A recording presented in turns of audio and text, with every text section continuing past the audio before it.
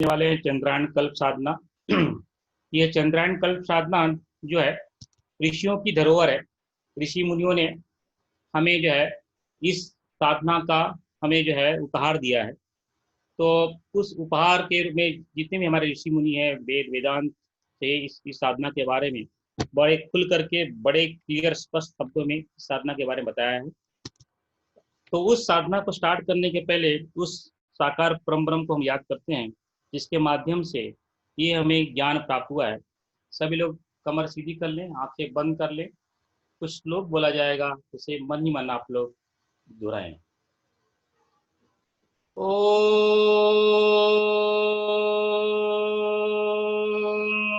ब्रह्मानंदं परम सुखदं केवलं ज्ञानमूर्तिम् द्वन्द्वातीतं गगनसदृशम् तत्त्वमस्यादिलक्ष्यम् एकं नित्यं विमलमचलम् सर्वदि साक्षिभूतम् भावातीतं त्रिगुणरहितं सद्गुरुं नमामि। अखण्डानन्दबोधाय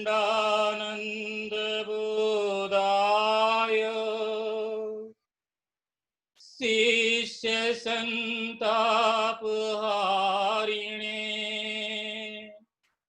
सच्चिदानन्दरूपाय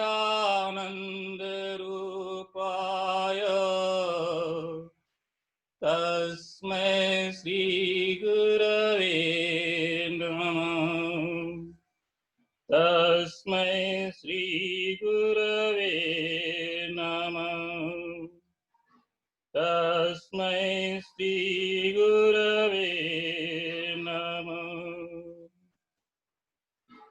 जो ब्रह्म के स्वरूप है, जो हमें आनंद ही आनंद देता है, जो परम सुख को प्रदान करता है, जो शिष्यों के संताप को हरण कर लेता है, सभी भावों से परे है, सभी गुणों से अतीत है, गगन के समान और निर्लेप है, जो एक है, नित्य है, सत्य है, विमल है, अचल है, ऐसे गुरु सत्ता को कोटि कोटि नमन है, नमन है, नमन है।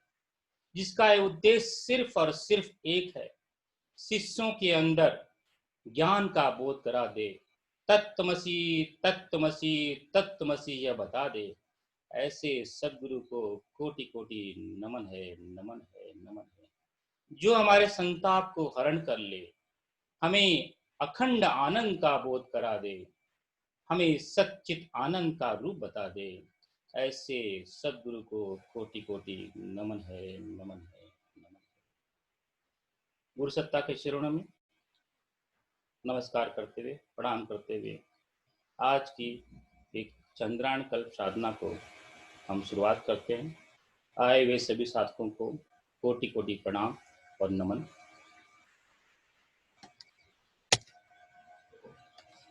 चंद्रायण कल्प साधना जानने के पहले कुछ चीजों को जानना बड़ा आवश्यक है, जैसे कि इस चंद्रायण कल्प साधना की आवश्यकता क्यों है। उस आवश्यकता को जानने के लिए पहले हमें कुछ सीखना होगा, कुछ समझना होगा, कुछ जानना होगा। जैसे कि मैं क्या हूं और ये मेरा शरीर कैसे बना हुआ है। तो इसकी चर्चा अभी हम करेंगे कि मैं ये जो है मैं है, ऋषि मुनियों ने अलग अलग इसको अलग अलग ढंग से हमें समझाने की कोशिश की है। ये मैं के 4 पाद हैं, ऋषियों ने बताया है इस मैं के 4 पाद है, और इस 4 पाद में अलग अलग ऋषियों ने अलग अलग ढंग से इसको बताया है। कोई ऋषि कहता है यह सत तम रज का समन्वय है और इसके अंतराल में आत्मा है। कोई ऋषि कहता है यह ओम का आकार है, अ उ म और अमात्रा से बना हुआ है। कोई ऋषि कहता है कि यह अवस्थाओं में रहता है, जैसे जागृत, स्वप्न, सुषुप्ति और तुरिया में। कोई ऋषि कहता है इसमें 5 कोष हैं, अन्नमय कोष, प्राणमय कोष, मनोमय कोष, विज्ञानमय कोष, आनंदमय कोष, और इसमें जो है कुटस्थ भाव में रहता है। कोई ऋषि कहता है कि इसके 3 शरीर है, स्थूल, सूक्ष्म, कारण। और कोई ऋषि कहता है इसमें चेतना का उद्गम होता है, ओजस, तेजस, वर्चस, जिसे ही विश्व, तेजस और प्राग के नाम जाना जाता है। सब ऋषि एक ही बात कहते हैं और एक ही चीज को अलग अलग ढंग से हमें बताने की कोशिश करते हैं कि जो मैं, ये आत्मा है, ये अमात्रा है, ये तुरिया है, ये कुटस्थ है, यह साक्षी है, यह जो है दृष्टा नहीं है, यह साक्षी है, यह ब्रह्म स्वरूप है, परमात्मा ही है। और उसको बताने के लिए ऋषियों ने अलग अलग ढंग से बताया है। कोई ओम के माध्यम से, कोई अवस्था के माध्यम से, कोई कोष के माध्यम से, कोई शरीर के माध्यम से, कोई चेतना के माध्यम से, कोई पाद के माध्यम से। इन सबका समन्वय ही हमें मैं तक पहुंचा सकता है। तो इस मैं को जानने के लिए थोड़ा सा और जानने की कोशिश करते हैं, ये आखिर में मैं क्या है। आप लोग क्या कीजिए, जो भी कुछ प्रश्न रहेगा उसको लिख लीजिएगा, हम बाद में एंड में जो है उसके बारे में चर्चा कर लेंगे, है ना। ये मैं, जैसे मैंने ये मैं जो है ये ब्रह्म का ही स्वरूप है, जिसे हम लोग आत्मा, परमात्मा, ब्रह्म के नाम जानते हैं। इस मैं के ऊपर एक जो है कारण शरीर का आवरण है। इस कारण शरीर के आवरण के ऊपर एक सूक्ष्म शरीर का आवरण है। इस सूक्ष्म शरीर के आवरण के ऊपर एक जो है स्थूल शरीर का आवरण है। यानी मैं जो हूं इन तीनों शरीर का मालिक हूं, लेकिन मैं ये तीनों शरीर नहीं हूं। मेरा जो जो मेरा मैं जो दिखता हूं, कारण सूक्ष्म स्थूल की वजह से दिखता हूं, लेकिन मैं ये नहीं हूं, ये मेरे वजह से हैं। ये जानना बहुत जरूरी है, ये समन्वय है। तो इन प्रक्रियाओं को समझते हुए हम थोड़ा सोचते हैं कि हमारे ऋषियों मुनियों ने इस मैं को कैसे, अब एक एक शब्द को, मैं, कारण, सूक्ष्म, स्थूल को हम थोड़ा समझने की कोशिश करेंगे। ये मैं है क्या? मैं ही अनंत है, अखंड है, अनादि है। इसको ऋषि मुनियों ने अलग अलग भाषाओं में, अलग अलग शब्दों में इसको उल्लेख किया है। यह अनंत है, यानी ये कभी इसकी मृत्यु नहीं होती है। ये अखंड है, इसको खंड किया नहीं जा सकता। ये अनादि है, यानी टाइम, स्पेस और मैटर, ये तीनों से परे है। इसको बोलते हैं मैं को अलग ही भाषा में लोग, अलग अलग ऋषि मुनि इसको ही ब्रह्म कहते हैं, इसको ही परमात्मा कहते हैं, इसे ही परमात्मा आत्मा कहते हैं। इसको जानने के लिए ऋषि मुनियों ने हमें बहुत सारे सूत्र दिए, जिसे महावाक्य कहते हैं। आपने भटका हुआ देवता देखा रहेगा, उसमें जो है आप गए रहोगे शांति कुंज या गाड़ी चेतना केंद्र बैंगलोर आए रहेंगे, तो आपने देखा रहेगा तत्तमसी अहम ब्रह्मास्मि अयम आत्मा ब्रह्म प्रज्ञान ब्रह्म शिवोहम शोहम चिदानंदोहम सर्वकृतम ब्रह्म। ये गुरुदेव ने 5 ही सूत्र लिए हैं यहाँ पे, लेकिन इन माध्यम से ये जो सूत्र हैं, ये सब सूत्र जो है मैं को बताने के लिए हमारे ऋषि मुनि ने हमें बताया है। ये वेद वेदांत में आप कहीं भी जाएंगे, इन सूत्रों का उल्लेख बार बार आता है। जिसको मैं को जानना है, उस मैं को जानने के लिए इन महावाक्यों का सहारा लेना पड़ता है। यानी मैं अखंड हूँ, अनंत हूँ, अनादि हूँ। मैं को ही आत्मा, परमात्मा और ब्रह्म कहा जाता है। और ऋषि मुनियों ने इसको जानने के लिए, अपने स्वरूप को समझने के लिए अलग अलग महावाक्य हमें दिए हैं, जिसे तत्त्वमसी, आयाम आत्मा ब्रह्म, शिवोहम, सोहम इत्यादि महावाक्यों से जाना जा सकता है। ये तो हो गया मैं। अब आगे जाते हैं, देखते हैं कि भाई अब मैं तो समझ में आ गया, अब जो शरीर है उस शरीर को समझते हैं। परम पूज्य गुरुदेव ने बताया है कि आपने 3 शरीर का ध्यान किया होगा, तो आपने देखा रहेगा स्थूल शरीर, सूक्ष्म शरीर और कारण शरीर। हमारा जो है मैं के ऊपर 3 आवरण है, कारण, सूक्ष्म और स्थूल। स्थूल जो है, स्थूल शरीर जो है, सूक्ष्म जो है, स्थूल पंच महाभूतों से बना हुआ है। जैसे पंच महाभूत कौन से? पृथ्वी, जल, अग्नि, वायु, आकाश, इन पंच महाभूतों से बना हुआ है। जो स्थूल शरीर किससे कहते हैं? जो कुछ हमें दिखाई दे रहा है उसे स्थूल शरीर कहते हैं। जो माता पिता के अन्न से बनता है वह स्थूल शरीर। उसके अंदर एक सूक्ष्म शरीर होता है। जो सूक्ष्म शरीर जो है सूक्ष्म पंच महाभूतों से बना होता है, उसका निर्माण जो है सूक्ष्म महाभूतों से होता है।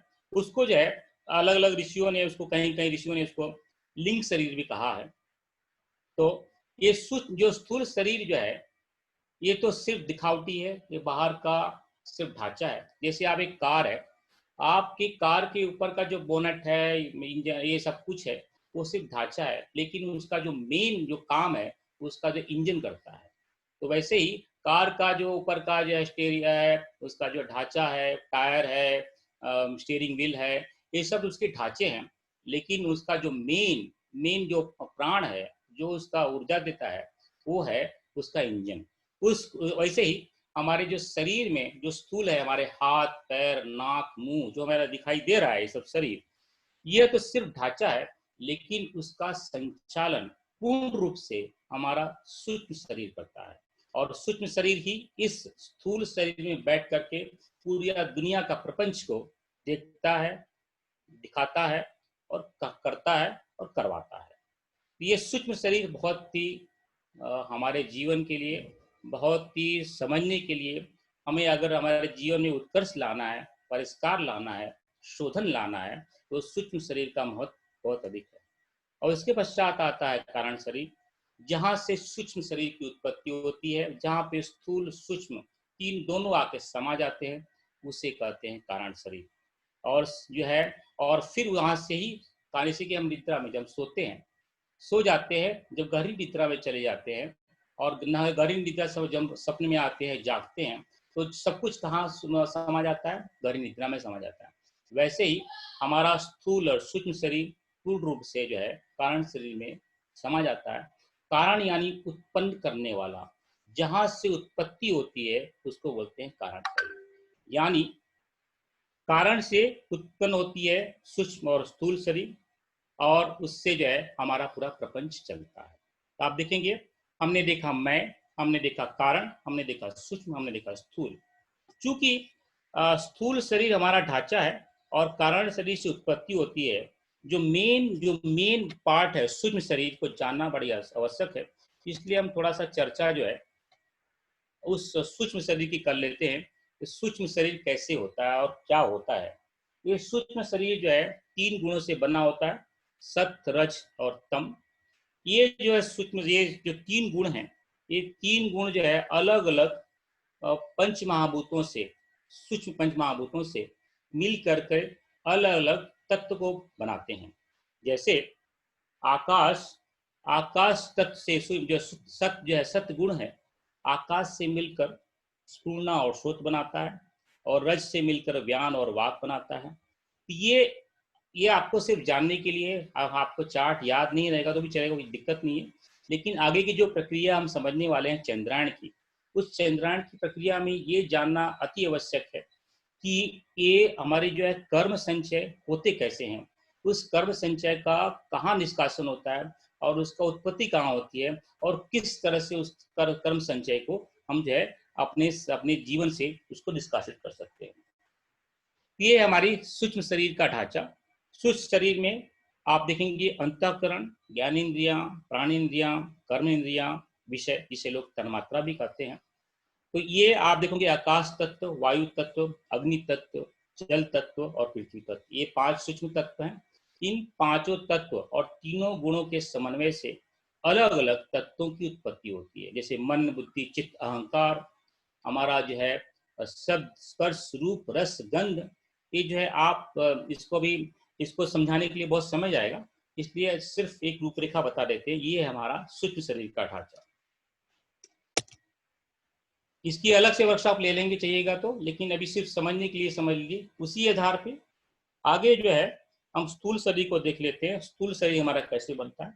स्थूल शरीर जो है हमारा जो स्थूल महाभूत है, पंच महाभूत पृथ्वी जल वायु आकाश अग्नि, इनके अलग अलग तत्वों के समन्वय से बनता है, और उनके अलग अलग तत्वों के समन्वय से अस्थि बनती है, खून बनता है, आलस्य, संकोचन, मांस, ये अलग अलग जो तत्व जो है ये बनते हैं। ये सिर्फ आपको दिखाने के लिए है कि किस तरह से हमारा स्थूल और सूक्ष्म शरीर की बनावट हुई है। इसको सिर्फ क्योंकि ये आगे की प्रक्रिया में हमें आगे जो है काफी फायदेमंद होगा कि इन चीज़ों का अभी इसको समझ में नहीं आ रहा है, या फिर जो है इसको लिखने की जरूरत नहीं है। आप सिर्फ इसको समझ लीजिए कि हाँ भाई, एक स्थूल शरीर होता है, स्थूल शरीर में हमारे जो शरीर के अंग में वो होता है, सूक्ष्म शरीर होता है, सूक्ष्म शरीर में जो भी हमारे अंदर की विचारणा, मन, बुद्धि, चित्त, अहंकार, जो भी हम कार्य करते हैं वो हमारे जो है सूक्ष्म शरीर से होता है। इतना अगर हम समझ लेंगे तो बाकी की प्रक्रिया जो है हमारी जो है आसान हो जाएगी। तो ये है मनुष्य के स्थूल शरीर का पूरा जो विवरण, मनुष्य का जो है स्थूल शरीर कैसे बनता है। तो ये उससे आप देखोगे हमारा जो है मेन इसमें अलग अलग चीज बनते हैं, लेकिन एक बात हमें यहाँ पे हम दिखाना चाहते हैं। यहाँ पे भूख, प्यास, निद्रा और आलस्य जो अग्नि तत्व है, अग्नि तत्व से जो है ये बहुत हमारे शरीर जो है कर्म का संचय होता है। इन भूख, प्यास और निद्रा आलस्य की वजह से उनको हम देखेंगे कैसे हमारे मनुष्य के स्थूल और सूक्ष्म शरीर के कर्मों से हमारा कर्म का संचय होता है। तो हमने क्या देखा अभी? हमने देखा मैं क्या होता है, कारण शरीर देखा, स्थूल देखा और सूक्ष्म देखा। और अब देखते हैं ये जो है मनुष्य का जो है सूक्ष्म और स्थूल, जो ये स्थूल शरीर है जो दिखाई दे रहा है, जो कारण शरीर है जहाँ से उसकी उत्पत्ति हुई है, जो मध्य का भाग है वो सूक्ष्म शरीर सबसे क्रिटिकल पीस है। हम अगर सूक्ष्म शरीर को अपने कंट्रोल में कर लें और उसको जान लें, उसको समझ लें, तो सभी की प्रक्रिया हमारी जो है एकदम आसान हो जाएगी। जो है एक ब्रिज है, एक गेटवे है स्थूल शरीर और सूक्ष्म शरीर के बीच का। जो गेटवे है वो है प्राण, और जो एक सूक्ष्म शरीर और जो है कारण शरीर के बीच की जो है जो गेटवे है वो है अंतःकरण। जैसे आपने पिछले सूक्ष्म शरीर में देखा, अंतःकरण में अंतःकरण था, ज्ञानेंद्रिया थी, कर्मेंद्रिया थी, प्राणेंद्रिया थी और तन्मात्रा थी। तो सूक्ष्म शरीर और स्थूल शरीर के बीच का जो बंधन जो समझता है वो है प्राण, और जो है सूक्ष्म शरीर और कारण शरीर के जो बीच का जो गेटवे है वो अंतःकरण। इसलिए सूक्ष्म शरीर बहुत महत्वपूर्ण हो जाता है। तो थोड़ा सा उसकी जानकारी ले लेते हैं कि सूक्ष्म शरीर में जो हमने पहले देखा, ज्ञानेंद्रिया, कर्मेंद्रिया, प्राणेंद्रिया और तन्मात्रा। तन्मात्रा यानी जो सब्जेक्ट, रूप, रस, गंध, जिसके वजह से सारे प्रपंच बनते हैं। ज्ञानेंद्रिया ज्ञानेंद्रिया शरीर के संदेश को अंतःकरण को देती है। कर्म इंद्रिया शरीर के संदेश को अंतःकरण से लेकर के बाहर देती है। प्राणेंद्रिया स्थूल शरीर को जिंदा रखती है और कर्म इंद्रिया स्थूल शरीर से कार्य करवाती है। ये जो सूक्ष्म शरीर है इसमें जो आपने देखा है बहुत महत्वपूर्ण ये इसलिए हो जाता है, इसमें ज्ञानेंद्रिया जो हमारा जो है शरीर का संदेशवाहक है, कर्म इंद्रिया जिससे हम पूरे कर्म को करते हैं, प्राणेंद्रिया जिससे हमारा स्थूल शरीर जिंदा रहता है। और ये जो है अगर आप देखोगे जैसे ही हमारे स्थूल शरीर से प्राण निकल जाता है वैसे ही हमारा जो है स्थूल शरीर जो है निर्जीव हो जाता है। तो ये स्थूल शरीर को जिंदा करने के लिए प्राण इंद्रिया मतलब प्राण जो है अति आवश्यक हो जाता है। स्थूल शरीर की मृत्यु के पश्चात जो है सूक्ष्म शरीर अन्य लोकों में चला जाता है। सुख दुख का जो अनुभव होता है, या जो हमें दुख हो रहा है, क्रोध हो रहा है, गुस्सा आ रहा है, अहंकार आ रहा है, ये सब कुछ अनुभव जो है सूक्ष्म शरीर को होता है, स्थूल शरीर को नहीं होता है। सूक्ष्म शरीर बिना शुद्ध हुए, जैसे कि अभी जैसे हमारी जब प्राण निकलता है, स्थूल शरीर से प्राण निकलता है तो जो है सूक्ष्म शरीर जिंदा रहता है, उसमें कभी भी अंतःकरण, उसके ज्ञानेंद्रियां बनी रहती हैं, उसके जो है उसमें जो है इसलिए वो अलग अलग लोकों में बीतता रहता है और फिर से दूसरे शरीर को धारण करके फिर से जो है स्थूल के रूप में आ जाता है। उसकी मृत्यु नहीं होती है। स्थूल शरीर की मृत्यु होती है कब होती है? जैसे उसमें से प्राण निकल जाता है।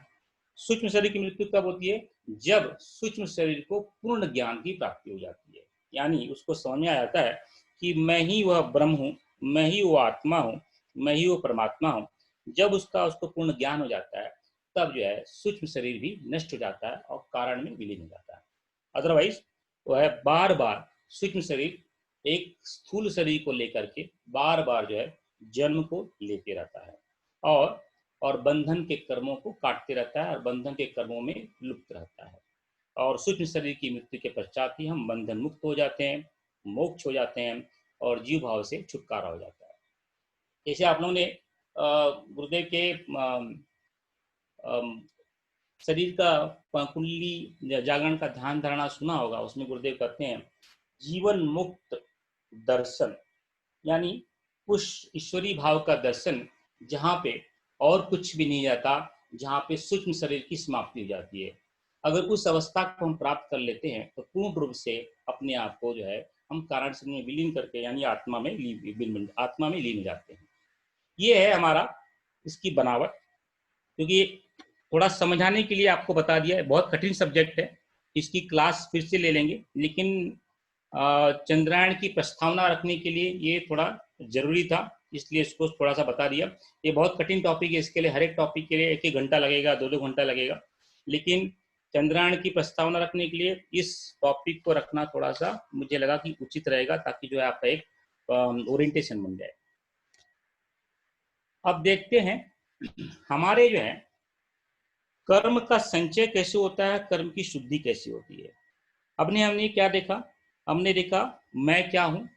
मैं के ऊपर 3 शरीर का आवरण है, एक कारण शरीर, एक सूक्ष्म शरीर और एक है स्थूल शरीर। जो इस तीनों पार्टिकल्स में सबसे इंपॉर्टेंट भाग है सूक्ष्म शरीर। हमको ये समझ में आ गया, सूक्ष्म शरीर ही है पूरा जो है प्रपंच करता है, प्रपंच करवाता है। अगर इसको ही जान लिया जाए, इसको ही समझ लिया जाए, तो सारी हमारे जो है दुख, दर्द, संताप जो है नष्ट हो सकते हैं। तो आगे देखते हैं कि जो हम कर्म बनते हैं, वो कर्म कैसे बनते हैं और कर्म का से होता क्या है।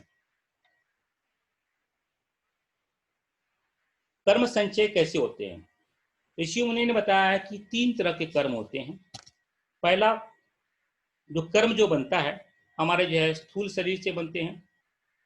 दूसरा कर्म जो बनता है हमारा स्थूल शरीर, यानी हम प्यास, आलस्य, निद्रा और भूख, यानी हमें भूख लगी है तो खाना हमने किस ढंग से खाना खाया, हम खाना खा रहे हैं, जो खाना लिया, अन्न जो आया है, वो अन्न किस तरह से कबाया हुआ है।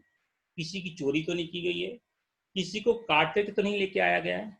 और जब हम जो खाना खा रहे हैं तो क्या बाजू में कोई और दूसरा व्यक्ति भूखा बैठा है? तो इन सब परिप्रेक्ष्य से जो भूख के जो हमारे कर्म बनते हैं। आलस्य, जो हमारा समय है, जो हमें कर्म दिया गया है, उस कर्म से कितनी दूरी हम बनाए रखे हुए हैं, उसमें आलस तो नहीं कर रहे हैं, उसमें हम कटौती तो नहीं कर रहे हैं, उससे हमारा कर्म बनता है स्थूल शरीर का। निद्रा, जितना निद्रा की आवश्यकता है उससे कहीं अधिक निद्रा तो हम नहीं ले रहे हैं, उससे भी बनता है हमारा स्थूल कर्म। उसके बाद में आते प्यास। प्यास यानी जो पी रहे हैं वो क्या वो पीने लायक है, पीना चाहिए, और जो पी रहे हैं उसको किस ढंग से, किस भाव से उसको लिया गया है। इन चारों और पांचों से हमारे स्थूल कर्म बनते हैं।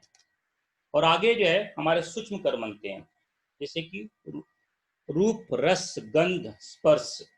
मैं जो देख रहा हूं, उस देखने में मेरे क्या भाव है, मेरी क्या विचारणा है, उस क्या देख रहा हूं, उससे कर्म बनते हैं। जो मैं स्पर्श कर रहा हूं, उस स्पर्श में मेरे क्या भाव हैं, क्या विचारणा है, उससे मेरे कर्म बनते हैं। मैं जो बोल रहा हूं, उसमें क्या भाव है, क्या शब्द है, उससे मेरे कर्म बनते हैं।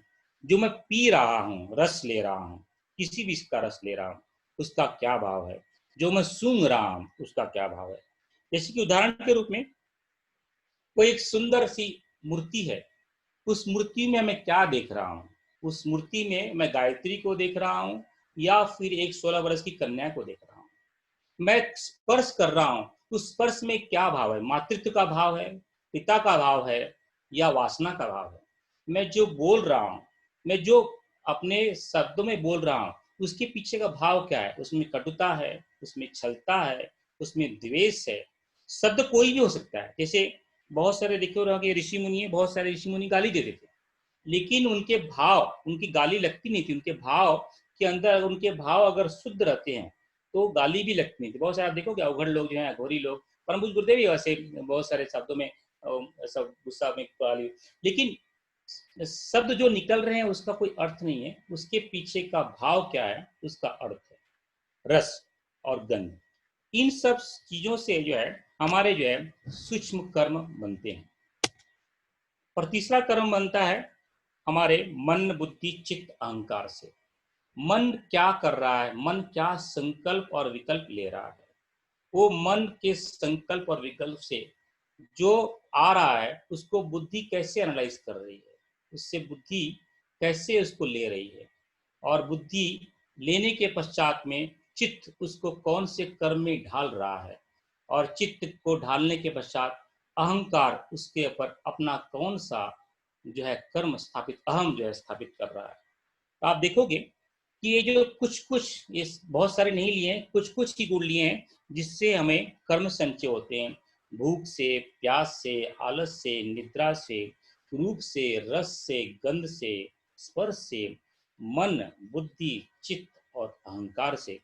इन सभी, ये तो कुछ कुछ लिए, इसके अलावा भी कुछ कुछ है, लेकिन ये मेन सब्जेक्ट है जिससे हम कर्म संचय करते हैं, और ये कर्म संचय ही पाप और पुण्य के भागीदारी बनाते हैं। तो इसको काटने के लिए ऋषि मुनियों ने क्या बताया है भाई, इसको बताया है कि भाई जो है इसको काटने के लिए ऋषि मुनि ने आगे जाके गुरुदेव ने हमें क्या सूत्र दिए है उसको भी देखेंगे। इसको काटने के लिए स्थूल शरीर को कर्म के को काटने के लिए श्रम, सूक्ष्म शरीर के काटने के लिए विचार या प्रज्ञा, और जो है कारण शरीर के जो हमारे जो कर्म बनते हैं उसको काटने के लिए, उसको नष्ट करने के लिए श्रद्धा या भाव। इसको आगे देखेंगे, गुरुदेव ने बहुत अच्छी तरह से इसको हमको समझाया है। तो ये है हमारे कर्म संचय के स्रोत, इनपुट। यहाँ से हमें हमारे कर्म जो है अलग अलग ढंग से संचय होते हैं। किससे संचय होते हैं? भूख से। जैसे कि हमें एक रोटी मिली और सामने वाला भूखा है, तो हमारा कर्तव्य बनता है कि मैं आधी रोटी खुद खाऊं, आधी रोटी उसको। जैसे कि कोई स्पर्श मैंने किया या मैंने किसी को स्पर्श किया, तो उसके अंदर क्या भावना थी वो बहुत मायने रखता है। जैसे कि मैं कुछ दान देता हूँ, अपने हाथों से कुछ दान दे रहा हूँ, उस दान देने में मेरा भाव क्या है कि भाई राजेश सिंह का बहुत नाम होगा, यश होगा, कीर्ति होगी, और या फिर ये सचमुच मैं उस दान को उस व्यक्ति के लिए देना चाहता हूँ। तो ये भावनाएं जो तरंगे निकलती है उससे बहुत फर्क पड़ता है।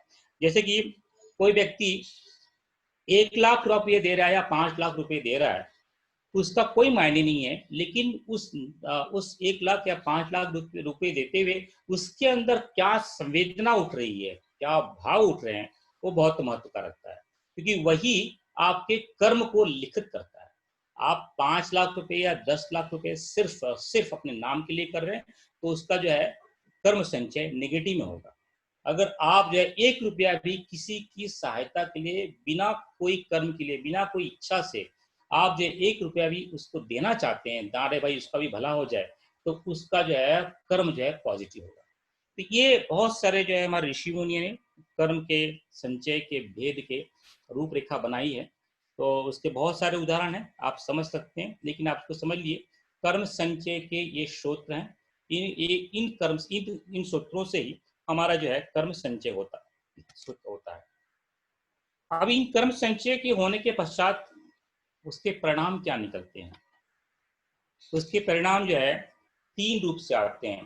प्रारब्ध कर्म, यानी जो कर्म मैंने आज किया है, मतलब पहले जो किया है, और आज नहीं, जो कर्म मैंने पहले किया है, अब वो कर्म पक चुके हैं, अब मेरे सामने आ गए हैं, उसको बोलते हैं प्रारब्ध कर्म। दूसरा कर्म है संचित कर्म, जिसका मैंने किया है या कर रहा हूं, इसके फल जो है आना बाकी है, इसको बोलते हैं संचित कर्म। और तीसरा कर्म है आगामी कर्म, जो आगे आने वाला कर्म है। आप देखोगे इसमें पास्ट, प्रेजेंट और फ्यूचर 3 कर्म की बात की गई है। जिस व्यक्ति को ज्ञान प्राप्त हो जाता है, जो ज्ञानवान हो जाता है, उसके तो आगामी और संचित कर्म पूरे नष्ट हो जाते हैं, क्योंकि आगामी कर्म भी वो अच्छा ही करेगा और जो है संचित कर्म भी अच्छा करेगा, उसमें कुछ कल्याण नहीं, उसमें जिसको ज्ञान प्राप्त हो जाता है। लेकिन उसको उसको तो प्रारब्ध जो पहले के कर्म किए हुए हैं उसको भोगना ही पड़ेगा। जैसे आप बहुत सारे देखते हो, ऋषि मुनि देखते हो, इतने उनके साधना बढ़ जाती है, फिर भी कुछ न कुछ उनके कर्म जो है आ जाते हैं, उनके मार्ग में रोड़ा डाल देते हैं।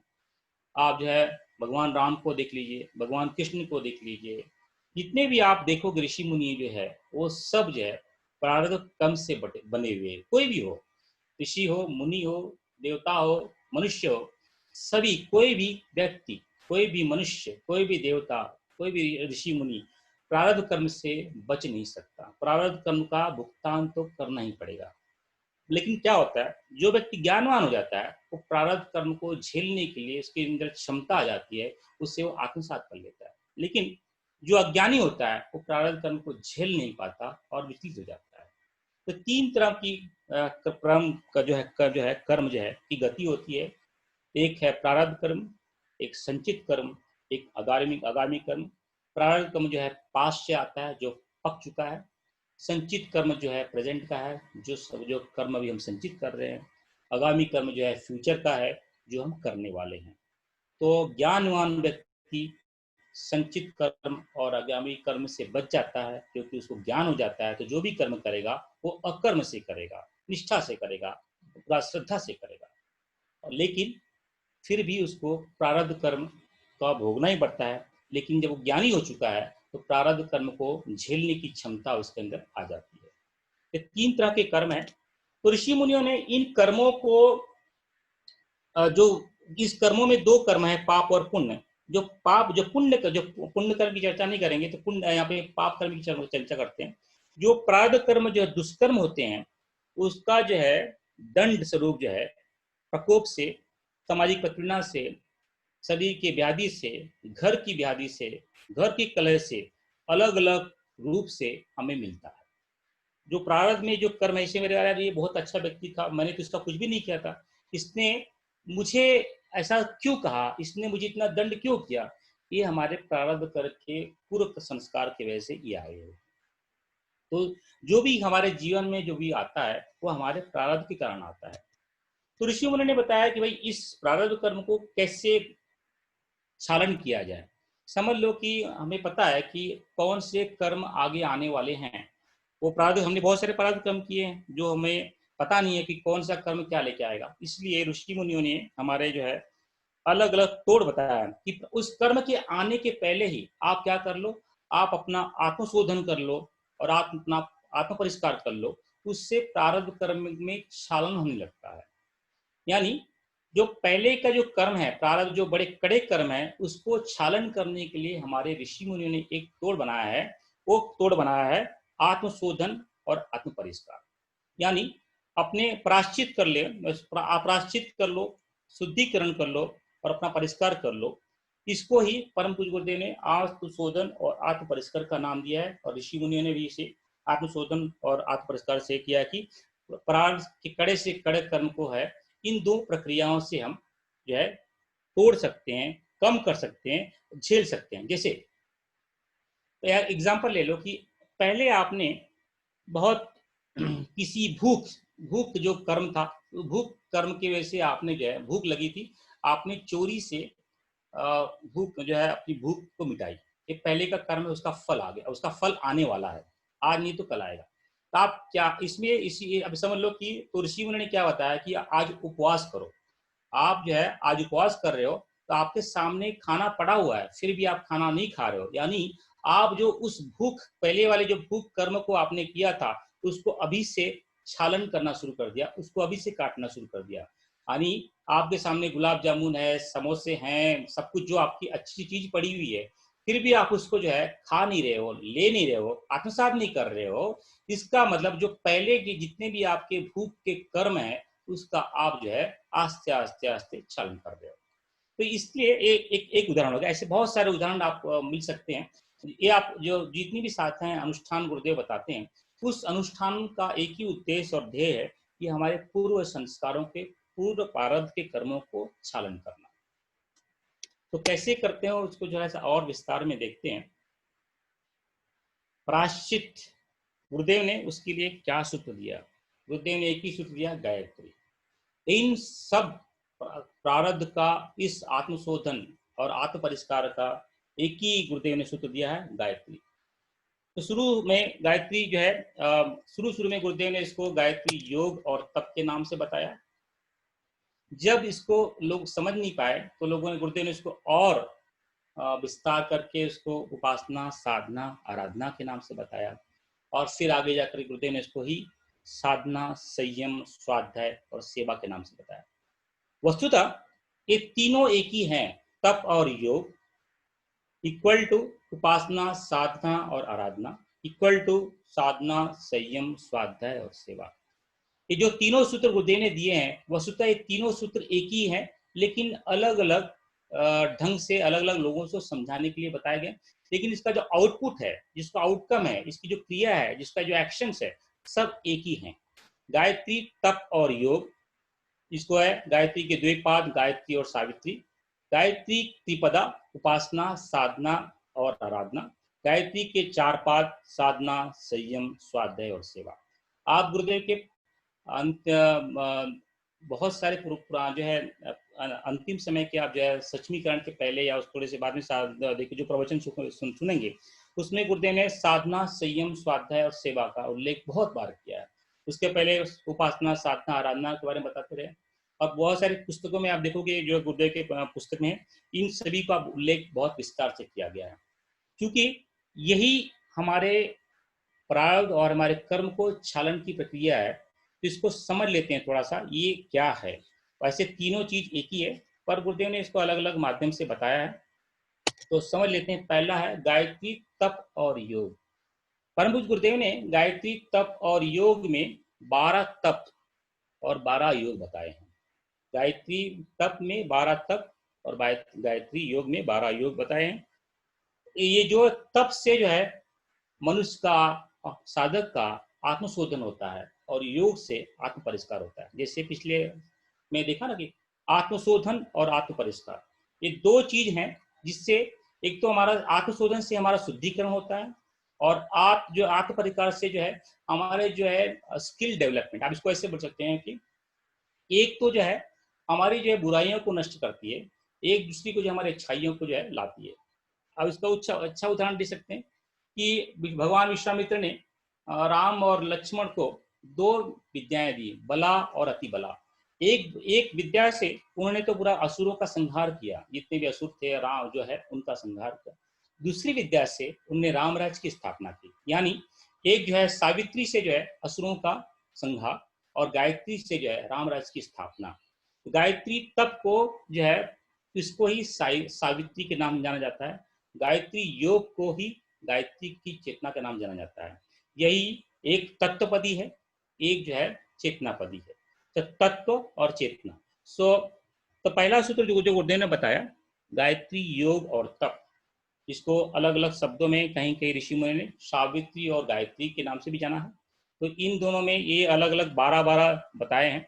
इसमें से कुछ आज देखेंगे हम चंद्रायण तप में, और उसका उल्लेख करेंगे। बाकी के चीज़ों को जो है हम फिर कभी इसके क्लास में ले लेंगे, लेकिन ये जानना जरूरी है कि गायत्री, तप और योग। अब दूसरा सूत्र देखते हैं, गायत्री, उपासना, साधना, आराधना। आपने गुरुदेव के प्रवचन में इन तीनों शब्दों का बहुत बार जो है सुना होगा। साधना, उपासना, आराधना। साधना यानी अपने आप को पुरस्कृत करना, जो चीजें हैं हमारे अंदर जो है उसको डेवलप करना। उपासना यानी ईश्वर के समान बनना, जो सद्गुण का कुंज है, जो इष्ट है, उसके स्वरूप बन जाना। आराधना यानी जो ईश्वर की बनाई और बनाया हुआ जगत है, उसमें अपना एक लय बना देना, उसके अनुरूप हो जाना। जो है आप प्रकृति देखोगे, जो जगत है प्रकृति देखोगे, हमेशा देता है, कुछ लेता नहीं है।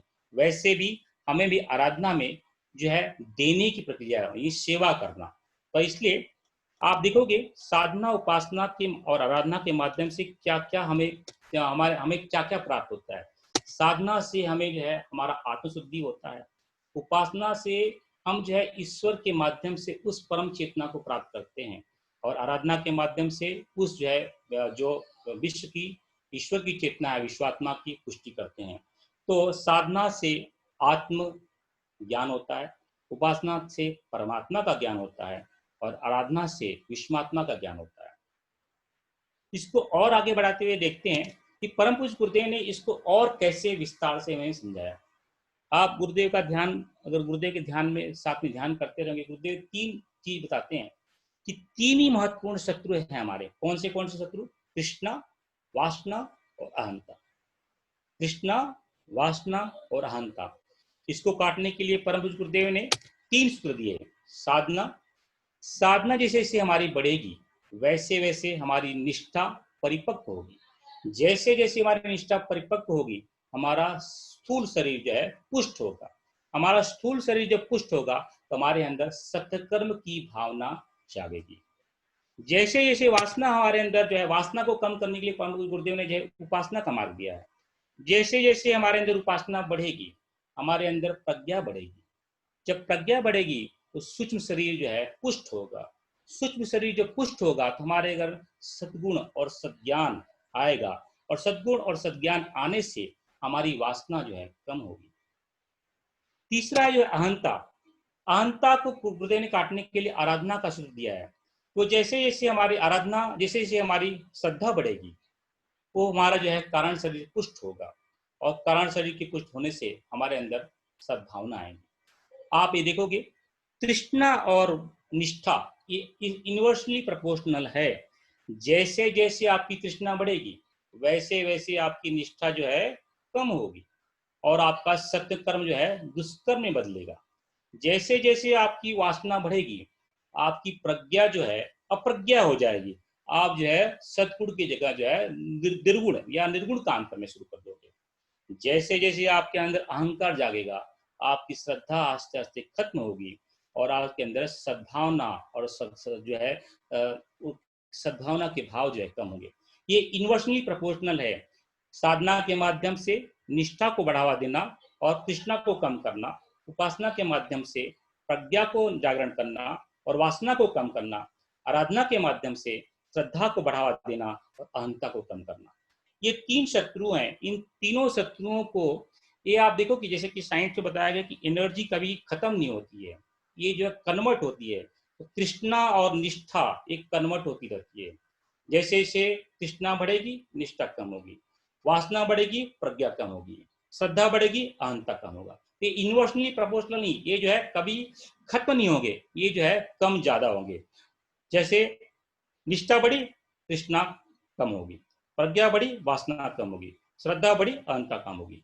इसको कम करने के लिए, हमें परिपक्व बनाने के लिए गुरुदेव ने 3 सूत्र बताए हैं। गायत्री की साधना, उपासना और आराधना। इसी को गायत्री की त्रिपदा भी कहते हैं। इसको थोड़ा और विस्तार में देख लेते हैं, क्योंकि बहुत महत्वपूर्ण, गुरुदेव ने बार बार इसको उपयोग करते हैं। तो मैं सोचा कि इसको जो है थोड़ा सा और भी अगर ये समझ लिए तो आगे का हमारा चंद्रायन और जो सभी की चीजें जो है अपने आप क्लियर हो जाएंगी। साधना से व्यक्ति कर्मयोगी बनता है, उपासना से व्यक्ति ज्ञान योगी बनता है, आराधना से योगी भक्ति योगी बनता है।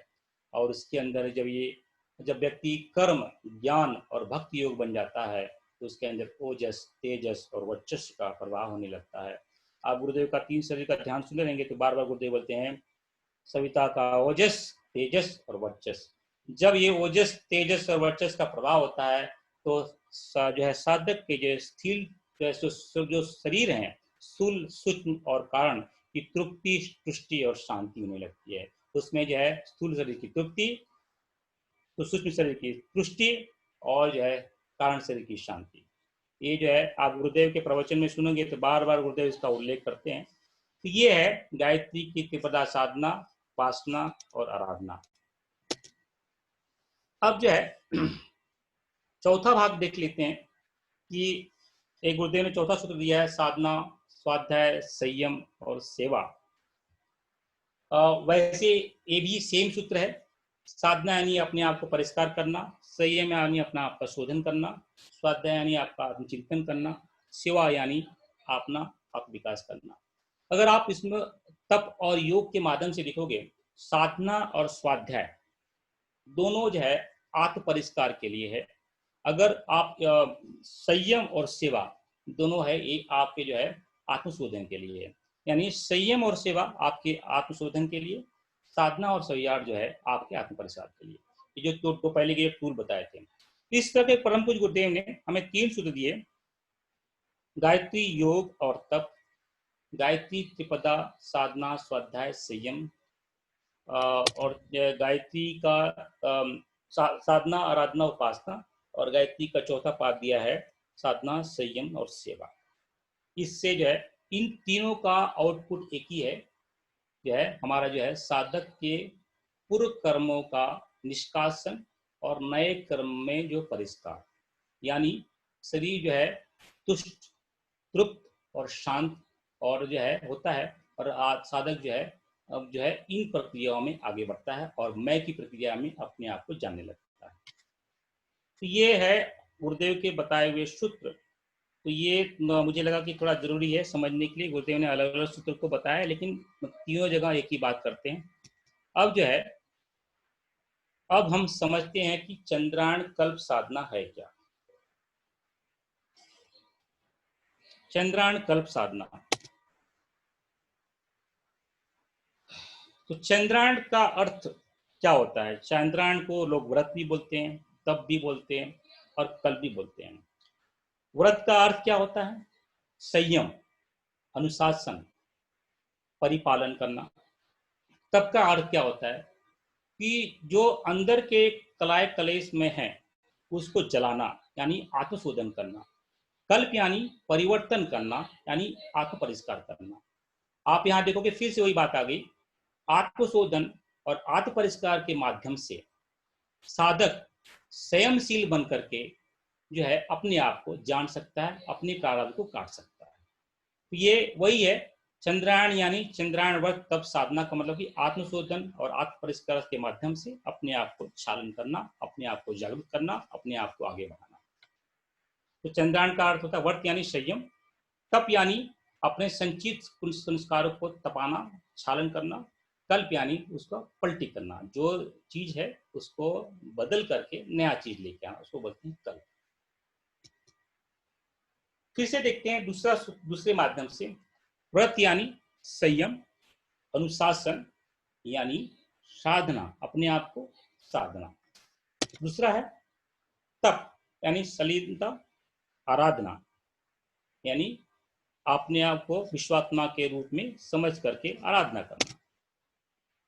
कल्प यानी प्रतिचार, यानी जो है चीजों को बदलना, मीन जो है अपने अंदर स्किल डेवलप करना, अपना परिष्कार करना, यानी उस परमात्मा के सद्गुणों को अपने अंदर लाना। इसका मतलब ये हो गया, चंद्रायण कल्प साधना का सीधा सीधा अर्थ होता है साधना, आराधना और उपासना को अपने जीवन में उतारना। ये होता है चंद्रायण का सीधा सीधा अर्थ। चंद्रायण साधना इक्वल टू गायत्री त्रिपदा साधना, यानी आध्यात्मिक कायाकल्प। इस चंद्रायण कल्प साधना को कहीं कहीं आध्यात्मिक कायाकल्प के नाम से भी जाना जाता है।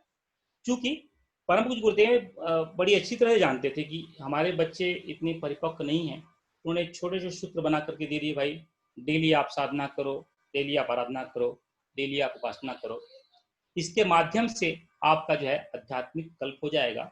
और जो है साल में आप जो है 2 बार जो है नवरात्रि कर लो, 1 बार चंद्रायण कर लो, 1 बार जो है प्रकट साधना कर लो। तो अलग अलग सूत्रों के माध्यम से गुरुदेव ने हमें इन चीजों को जीवन के धारा में सूत्र में दे दिया है, ताकि हमारा आध्यात्मिक कायाकल्प हो सके। अब फिर से समझते हैं कि चंद्रायण कल्प साधना, इसी को चंद्रायण कल्प साधना को प्रायश्चित भी कहते हैं।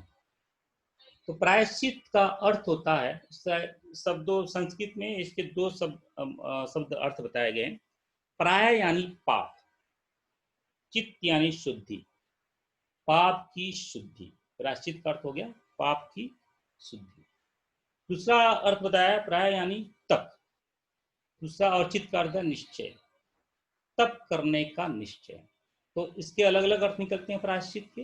प्रायश्चित यानी पाप की शुद्धि, यानी पूर्व कर्म के जो पाप किए गए हैं, जो प्रारब्ध कर्म जो आने वाले हैं, उसकी शुद्धि के लिए प्रायश्चित। और दूसरा ये अर्थ होता है कि तप, पूर्व कर्म के जो हमारे जो पाप कर्म है, प्रारब्ध को, उसको तप के माध्यम से निश्चय करके उसका शुद्धिकरण। तो ये होता है प्रायश्चित का अर्थ। ये चंद्रायण कल्प साधना है क्या और कैसे करते हैं। अब जो है हमने समझ लिया। ये चंद्रायण कल्प साधना पूर्णिमा से, वो लोग जो है पूर्णिमा से शुरुआत करते हैं। ऋषि मुनि ने बताया पूर्णिमा से शुरुआत करते हैं, पूर्णिमा तक पूर्वाहुति करते हैं। इसमें अलग अलग रूप बताए गए हैं। तो एक तो है पूर्णिमा से शुरू करके पूर्णिमा तक खत्म करो, एक पूर्णिमा से शुरू करके जो है अमावस्या तक खत्म करो। जो है बहुत जो 30 दिन का साधना नहीं कर सकते 15 दिन की करें। 15 दिन के नहीं कर सकते तो अलग अलग रूप बताया कि पिपल का मध्य चंद्रायण, यव मध्य चंद्रायण, यत चंद्रायण, शिशु चंद्रायण, अलग अलग बताएं। सिर्फ उसमें खाने की प्रक्रिया को छोड़ करके बाकी की सब प्रक्रिया जो है सेम ही रहती है। और गुरुदेव ने एक और अच्छा बताया कि आप जब भी चंद्रायण साधना कर रहे हो तो ये आपको जड़ी बूटी लेना चाहिए। परम पूज्य गुरुदेव लिख के गए हैं कि 5 जड़ी बूटियों को उन्होंने उल्लेख किया है: तुलसी, शंख पुष्पी, ब्राह्मी, शतावरी और अश्वगंधा। ये 5 जड़ी बूटी जो है गुरुदेव ने बताया है कि आप जब भी चंद्रायण कल्प साधना या कोई भी अनुष्ठान, चंद्रायण कल्प साधना में लोगों ने लिखा है, लेकिन थोड़ा आयुर्वेदिक का अगर जानते रहेंगे, ये तुलसी, शंख पुष्पी, ब्राह्मी, शतावरी, अश्वगंधा ये बहुत ही मायने रखती है आज के परिप्रेक्ष्य में। जैसे कोरोना चल रहा है या मलेरिया का आने वाला है या डेंगू का आने वाला है, आप देखोगे तो कितनी ये पांचों चीज हमारे इम्यूनिटी को बूस्ट करती है। तो कोई भी व्यक्ति कभी भी ले सकता है, लेकिन परम पूज्य गुरुदेव का जब चंद्रायण कल्प साधना की जो पुस्तक में और जो है प्रस्तुति से जो वांग्मय है उसमें जो है गुरुदेव ने स्पष्ट लिखा है कि जो चंद्रायण कल्प साधना कर रहे हैं उन्हें अगर ये तुलसी, शंख पुष्पी, ब्राह्मी, शतावरी और अश्वगंधा डेली उन्हें 50 ग्राम लेना चाहिए ताकि जो है उनकी इम्यूनिटी बनी रहे। तो ये आपको दुकान में मिल सकती है। गायत्री चेतना बेंगलोर में तो हमने बना के रखा हुआ है, जिसको लेना चाहे वहाँ से ले भी सकता है। नहीं तो क्या है, आप तुलसी ले लीजिए, शंख पुष्पी ले लीजिए, ब्राह्मी ले लीजिए, शतावरी लीजिए, अश्वगंधा लीजिए, सबको इक्वल मात्रा में मिक्स करके डेली जो है 50-50 ग्राम ले सकते हैं। आप भले चंद्रायण कर रहे हैं या नहीं कर रहे हैं, लेकिन आज के परिप्रेक्ष्य में देखते हुए आप जो है इसको जो है ले सकते हैं, जो आपके जो है चीज़ों को आपकी इम्यूनिटी को बूस्ट कर सकता है। ये है चंद्रायण कल्प साधना के थोड़े बहुत रूल। उसमें करना क्या होता है, चंद्रायण कल्प साधना में उसकी प्रक्रिया होती कैसी है, उसमें जितना भी आप आहार लेते हैं उसको आप 14 भाग मान लीजिए। जैसे कि आप दिन भर में जो भी लेते हैं सुबह से लेकर के रात तक जितने भी चीज खाते हैं उसको 14 भागों में बांट लीजिए। तो उस 14 भागों को जो है पूर्णिमा को पूरा दिन लेना है और प्रत्येक दिन एक एक भाग कम करते जाना है। प्रत्येक दिन जो है एक एक 14 जो है आज एक एक भाग को कम करते जाना है। और बीच में एक अमावस्या आती है, अमावस्या और प्रतिपदा को पूर्ण उपवास करना है और प्रतिपदा के बाद प्रत्येक दिन फिर एक भाग को बढ़ाते जाना है। पूर्णिमा के दिन फिर से पुनः 14 तक आ जाएगा। इसको थोड़ा सा और समझ लेते हैं। जैसे कि मैं जो है सुबह 2 रोटी खाता हूँ, दोपहर को 2 रोटी खाता हूँ, शाम को 2 रोटी खाता हूँ और थोड़ा चावल खाता हूँ। तो कुल संख्या कितनी होगी? 2 रोटी सुबह, 2 रोटी दोपहर को, 2 रोटी शाम को और थोड़ा चावल। कितना होगा ये? टोटल 7 हो गया, 7 भाग हो गया। इस 7 भागों को मुझे 14 में बांट देना है। तो आज समझ लो कि आज पूर्णिमा है, तो मैं जो है इसको आज जो है पूरा खाना खाऊंगा। कल जो क्या करूंगा, एक आधी रोटी कम कर दूंगा। परसों क्या करूंगा, एक आधी रोटी ऐसे कम करते कर जाऊंगा, क्योंकि ये 7 का 14 भागों में बांटना है तो इसका एक भाग कितना हो गया? 0.5 हो गया। इसको और विस्तार में देखेंगे आगे जाकर के। ये एग्जाम्पल है आपके लिए। दूसरा, अगर आप पूरा आहार का पालन नहीं कर सकते हैं तो आप क्या कीजिए, जो जिससे आप खाते हैं जैसे कि सब्जी और दाल, मतलब कि डिपेंड करता है, अगर आप कोई किसी बीमारी से आप ग्रस्त हैं या किसी बीमारी से फेस कर रहे हैं तो आप क्या करो, जो है जो सब्जी और दाल है उसको सेम मात्रा में रखो। जो लगाने वाला या चावल है या रोटी है उसको कम करते जाओ। और या दूसरा सोल्यूशन ऐसा भी सकता है कि जितनी मात्रा आपने अन्न की कम की है उसके उसके एवज में, उसके फलस्वरूप जो है आप जो इक्वलेंट जो है दूध, दही या शाक ले सकते हो। ये डिपेंड करता है आपके बॉडी स्ट्रक्चर पे, आप कैसा लेना करना चाहते हैं। तो शुद्ध रूप से ऐसा होता है कि आपके आहार को जो है कम करते जाना है। लेकिन जो व्यक्ति कम नहीं कर सकते वो तो कम करें, लेकिन जितना कम किया है उसके एवज में आप जो है मिल्क ले लें, उसको दूध ले लें या फल ले लें। लेकिन एक काम कर सकते हैं, उसमें भी लालच नहीं करें। एक फल मतलब एक ही फल ले लें कि भाई जैसे मैंने ले लिया कि भाई मैं क्या करूंगा, वैसे कोई आदमी बीमार है तो वो खाना तो कम कर रहा है लेकिन उसको चिंता है अपने शरीर की है, तो क्या कर, जितना खाना कम कर रहा है उतने अपने शरीर को फल दे रहा है।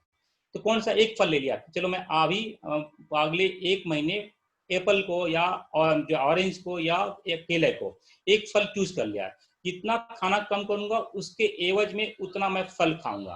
तो जैसे कि मैंने आज 1 रोटी कम की, तो एक एप्पल खा लिया। आज जो है 1.5 रोटी कम कर दी, कल 1.5 एप्पल खा लिया। इस तरह से हम जो है कर सकते हैं। लेकिन जो कौन कर सकते हैं, जो इसको झेल नहीं सकते, जो इसको जो है कर नहीं पा रहे हैं, तो आप इसको अल्टरनेटिव के माध्यम से कर सकते हैं, जिससे आपको जैसे सुविधा हो आपके शरीर के हिसाब से। और दूसरा, और अधिक से अधिक मात्रा में जल का सेवन करना है। पूरी साधना की प्रक्रिया में अधिक से अधिक मात्रा में जल का सेवन करना है। अगर आप 30 दिन का पूर्णिमा से पूर्णिमा तक उपवास नहीं कर सकते या पालन नहीं कर सकते, तो 15 दिन का भी कर सकते हैं। ये है कुछ चंद्रायण के रूल्स। इसका एक मैंने कैलेंडर बनाया है, तो आपको जो है समझ में आ जाएगा। ताकि जैसे कि 5 जुलाई यानी कल से लोग चंद्रायण अगर करना चाहते हैं, कि पूर्णिमा टू पूर्णिमा यानी गुरु पूर्णिमा से लेके राखी पूर्णिमा तक चलेगी। गुरु पूर्णिमा है 5 जुलाई को और राखी पूर्णिमा है 3 अगस्त को। तो मैंने 2 एग्जाम्पल यहाँ पे दिए हैं।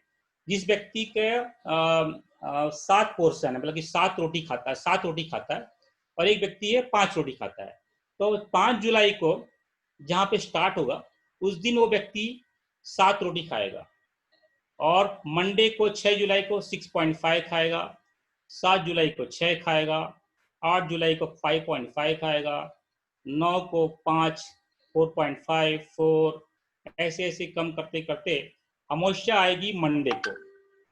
अमावस्या आएगी मंडे को, तो 2 दिन फास्टिंग कर सकते हैं, थोड़ा आगे पीछे, बिकॉज अमावस्या जो है और जो है पूर्णिमा का चक्कर जो है कभी कभी 28 दिन का होता है, कभी 29 दिन का होता है, कभी 30 दिन का होता है। तो कैलेंडर के हिसाब से अपने आप को एडजस्ट करना होगा। और जैसे ही अमावस्या खत्म होती है उस दिन फिर से आप बढ़ाते जाना, 0.5, 1, 1.5, 2, 2.5, 3, 3.5, 4, 4, ऐसे बढ़ाते जाना। ये एग्जाम्पल हो गया 7 का। दूसरा एग्जाम्पल है 5 का। जो व्यक्ति समझ लो 5 पोर्शन यानी 2 रोटी 2 चावल, 2 रोटी सुबह शाम खाता है, 4 रोटी खाता है, और 1 चावल खाता है, 1 पोर्शन 5 रोटी।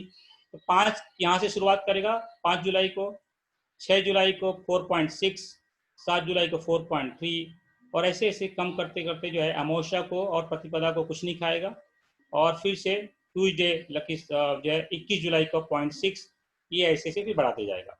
आप देखोगे कि आप जब जो है पूर्णिमा, अगली पूर्णिमा 3 अगस्त को पहुंचेंगे, राखी पूर्णिमा को पहुंचेंगे, आपका जो खाना है आपने 7 से शुरुआत किया है, 7 भाग से स्टार्ट किया है, तो 7 भाग हो जाएगा। ये है आपके एग्जाम्पल। तो इसमें कोई डाउट है तो मैं थोड़ा सा बिफोर मैं आगे जाऊं उसके पहले मैं उसमें करना क्या है, तो अगर थोड़ा अनम्यूट कर दो, किसी को डाउट है तो पूछ सकता है। भैया रिकॉर्डिंग चल रहा है ना, पहले आप लेक्चर पूरा कर लीजिए, फिर लास्ट में डाउट सेशन पूरा एक साथ ले लेंगे, क्योंकि रिकॉर्ड भी हो रहा है, लाइव भी हो रहा है। ओके ठीक है, दैट्स फाइन। ओके, तो मैं थोड़ा सा रिकैप कर देता हूँ कि चंद्रायण क्यों करना चाहिए। चंद्रायण करने के पहले शुरुआत हमने ये किया कि हमारे जो है हमारे जो 3 शरीर हैं उसके अंदर मैं बैठा हूँ, मैं के ऊपर कारण के ऊपर जो है सूक्ष्म के ऊपर जो है हमारा जो है स्थूल शरीर। ये जो है हमारा स्थूल सूक्ष्म कारण अलग अलग चीजों से बना हुआ है। ये जो हमारा सूक्ष्म शरीर बहुत इंपॉर्टेंट है। ये जो शरीर हैं अलग अलग कर्मों से कर्म का संचय करते रहते हैं। ये इनपुट लेते रहते हैं, भूख से, प्यास से, आलस से, निद्रा से, स्पर्श से, रूप से, गंध से, अपने मन से, बुद्धि से, चित्त से, अहंकार से अलग अलग जो है कर्म के संचय करते हैं। एक कर्म जो है 3 भागों में 3 रूप से कर्म जाने जाते हैं। एक प्रारब्ध कर्म, जो पहले कर्म हो चुका है उसके फल आने वाले हैं। दूसरा कर्म होता है संचित कर्म, जो हम आज कर रहे हैं। और तीसरा कर्म होता है आगामी कर्म, जो आगे आने वाले कर्म है। ये कर्म जो है प्रक्रिया और जो है पूरी प्रक्रिया प्रपंच को रखता है। तो ऋषि मुनियों ने इस प्रारब्ध को काटने के लिए अलग अलग सूत्र बताए हैं, और परम पूज्य गुरुदेव ने हमें 3 सूत्र दिए हैं: गायत्री, योग और तप, गायत्री साधना, आराधना, उपासना, गायत्री, स्वाध्याय, संयम, सेवा और स्वाध्याय, ये 4 तीर्थ सूत्र दिए और तीनों का अर्थ एक ही है। गायत्री तप और योग में 12 तप और 12 योग हैं। गायत्री साधना, उपासना, आराधना में तो जो है गुरुदेव ने जो है अलग अलग चीजें बताई हैं, और गायत्री साधना, स्वाध्याय, संयम, सेवा में गुरुदेव ने अलग चीज बताई है। तो तीनों का माध्यम एक ही है। इन तीनों के माध्यम से जो है हम अपने प्रारब्ध कर्म को, अपने संचित कर्म को काट सकते हैं, कम कर सकते हैं या खत्म कर सकते हैं। जब आगे बढ़ते हैं तो देखते हैं कि जो ऋषि मुनियों ने इस प्रारब्ध कर्म को जो सूत्र दिया है, चंद्रायण कल्प साधना, जो इक्वलेंट है गायत्री दिव्या साधना, क्योंकि चंद्रायण यानी कल्प साधना, यानी कल्प यानी अपने आप को बदलना, व्रत यानी जो है इस संयम का पालन करना, और जो है तप यानी अपने आत्म का आत्मशोधन करना, यानी आत्मशोधन, आत्मपरिष्कार से ही हमारा जो है चंद्रायण कल्प साधना यानी गायत्री त्रिपदा की साधना पूर्ण हो सकती है। तो उसके कुछ रूल्स हैं कि जैसे कि ये साधना जो बहुत सारे लोग जो है पूर्णिमा से लेके पूर्णिमा तक करते हैं, पूर्णिमा से शुरू करके पूर्णिमा तक ले जाते हैं, और जो है वो जिसे इसका रूल ये है कि 14 दिन, अगर हमारा 14 जो हमारा पूरा खाना है उसको 14 भागों में बांट लिया जाए, 14 भागों में बांट करके जो है उसको एक एक अमावस्या तक पूरा के कम किया जाए, अमावस्या के बाद में फिर एक भाग को बढ़ाया जाए। तो इस तरह का जो है 14 जो है हमारा भाग जो है चंद्रायण हो जाता है। और परम पूज्य गुरुदेव ने इसके साथ में चंद्रायण की साधना के साथ में चंद्रायण कल्प जड़ी बूटी लेने के लिए भी बताया है। वो 5 जड़ी बूटी हैं, तुलसी, शतावरी, शंखपुष्पी, ब्राह्मी और अश्वगंधा। इन 5 जड़ी बूटियों का भी हम सेवन कर सकते हैं डेली। इस तरह से जो है चंद्रायण कल्प साधना होती है। अब हम देखते हैं कि इसमें होता क्या है। ये हैंग हो गया क्या? ओके, अब हमने समझ लिया चंद्रायण कल्प साधना क्या होता है, इसमें करना क्या है। ये अभी तो तुमने सिर्फ ये समझा कि भाई ये चीज होती है, चंद्रायण ये होता है। अभी इसमें करना क्या होता है, इसमें कुछ कुछ स्टेप्स हैं, आप इसको समझ लीजिए। अभी ये 5 जुलाई से शुरू होगा। हम जो है गायत्री माँ, प्रखर प्रज्ञा, सजल श्रद्धा, सविता देवता, परम पूज्य गुरुदेव और माता जी, अखंड दीपक, अखंड ज्योति को साक्षी मान करके इसकी शुरुआत करेंगे। तो पहला कर्म क्या करना होगा? निष्कासन। पहला इसमें भाग आता है चंद्रायण में निष्कासन। निष्कासन यानी क्या? निष्कासन यानी इसको बोलते हैं, अलग शब्दों में इसको बोल सकते हो संकल्प। जो भी इस चंद्रायण व्रत का आपका उद्देश्य क्या है, उस उद्देश्य को आपको पूरा लिखना पड़ेगा। जैसे चंद्रायण का उद्देश्य क्या होता है कि हमारे पूर्व कर्म के प्रारब्ध कर्मों को जो है छालन करना। तो आप क्या करो, एक नोटबुक ले लो, उस नोटबुक में जितने भी आप बुरे कर्म किए हैं, जितने भी याद आते हैं, उसको आप लिख लो। छोटी छोटी बातें, बड़ी सी बड़ी बातें, आप उसको लिख लो, पूरा पूरा पूरा लिख लो। पूरा जो है उसका जो अपने पुणे दोष को उसको जो है लिख लो, और उसमें क्या क्या अड़चन आती है वो भी लिख दो, और उससे आप और क्या हासिल करना चाहते हो वो भी लिख कर दो, और ये सब लिख करके गुरुदेव के चरणों में समर्पित कर दो। इसको बोलते हैं निष्कासन।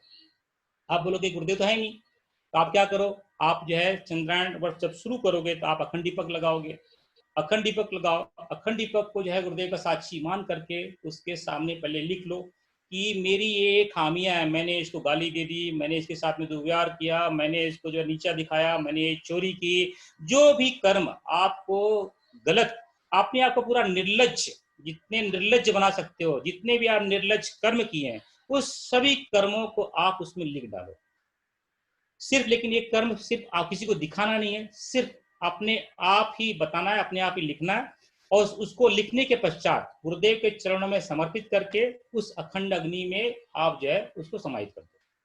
क्योंकि ये किसी को दिखाना नहीं है आपको।